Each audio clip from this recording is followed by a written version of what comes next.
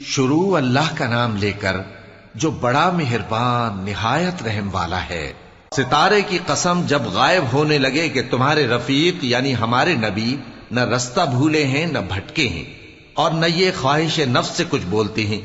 یہ قرآن تو ایک وحی ہے جو ان کی طرف بھیجی جاتی ہے، ان کو نہایت قوت والے نے سکھایا یعنی جبرائیل نے جو طاقتور ہیں۔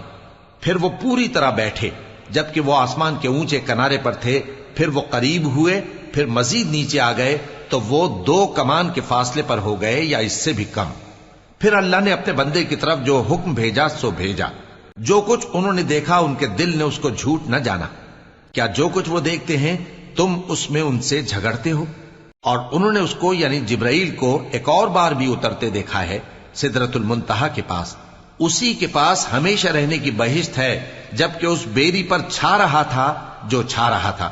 ان کی آنکھ نہ تو اور طرف مائل ہوئی اور نہ حد سے آگے بڑھی۔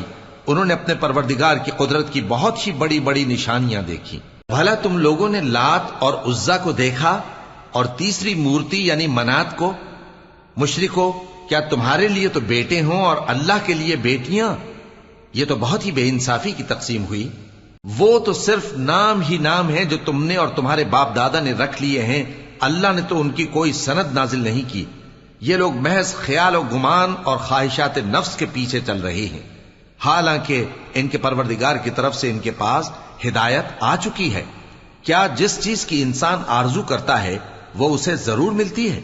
سو آخرت اور دنیا تو اللہ ہی کے ہاتھ میں ہے۔ اور آسمانوں میں بہت سے فرشتے ہیں جن کی سفارش کچھ بھی فائدہ نہیں دیتی مگر اس وقت کہ اللہ جس کے لیے چاہے اجازت بخشے اور سفارش پسند بھی کرے۔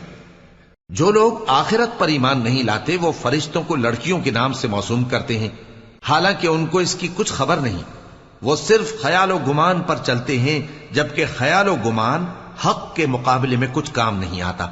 تو جو ہماری یاد سے روگردانی کرے اور صرف دنیا ہی کی زندگی کا خواہاں ہو، اس سے تم بھی منہ پھیر لو۔ ان کے علم کی یہی انتہا ہے۔ تمہارا پروردگار اس کو بھی خوب جانتا ہے جو اس کے رستے سے بھٹک گیا، اور اس سے بھی خوب واقف ہے جو رستے پر چلا۔ اور جو کچھ آسمانوں میں ہے اور جو کچھ زمین میں ہے سب اللہ ہی کا ہے، اور اس نے خلقت کو اس لیے پیدا کیا ہے کہ جن لوگوں نے برے کام کیے ان کو ان کے اعمال کا بدلہ دے، اور جنہوں نے نیکیاں کی ان کو نیک بدلہ دے۔ جو صغیرہ گناہوں کے سوا بڑے بڑے گناہوں اور بے حیائی کی باتوں سے اجتناب کرتے ہیں، بے شک تمہارا پروردگار بڑی بخشش والا ہے۔ وہ تم کو خوب جانتا ہے۔ جب اس نے تم کو مٹی سے پیدا کیا اور جب تم اپنی ماؤں کے پیٹ میں بچے تھے تو اپنے آپ کو پاک صاف نہ جتاؤ۔ جو پرہیزگار ہے وہ اس سے خوب واقف ہے۔ بھلا تم نے اس شخص کو دیکھا جس نے منہ پھیر لیا اور تھوڑا سا دیا پھر ہاتھ روک لیا؟ کیا اس کے پاس غیب کا علم ہے کہ وہ اسے دیکھ رہا ہے؟ کیا جو باتیں موسیٰ کے صحیفوں میں ہیں ان کی اس کو خبر نہیں پہنچی؟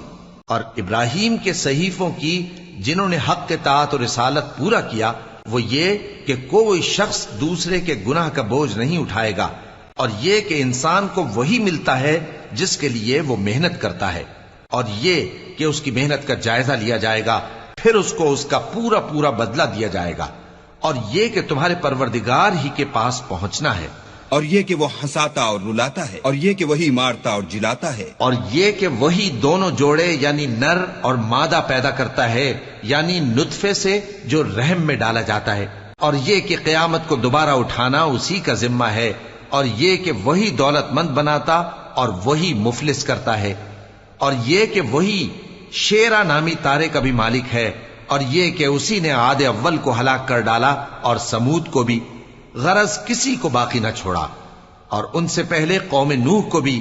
کچھ شک نہیں کہ وہ لوگ بڑے ہی ظالم اور بڑے ہی سرکش تھے، اور اسی نے الٹی ہوئی بستیوں کو دے پٹکا، پھر ان پر جو چیز چھا گئی سو چھا گئی۔ تو اے انسان، تو اپنے پروردگار کی کون کون سی نعمت پر جھگڑے گا؟ یہ پیغمبر بھی پہلے کے خبردار کرنے والوں میں سے ایک خبردار کرنے والے ہیں۔ آنے والی یعنی قیامت قریب آ پہنچی، اس دن کی تکلیفوں کو اللہ کے سوا کوئی دور نہیں کر سکے گا۔ اے کافرو، کیا تم اس کلام پر تعجب کرتے ہو اور ہنستے ہو اور روتے نہیں؟ اور تم غفلت میں پڑے ہو تو اللہ کے آگے سجدہ کرو اور اسی کی عبادت کرو۔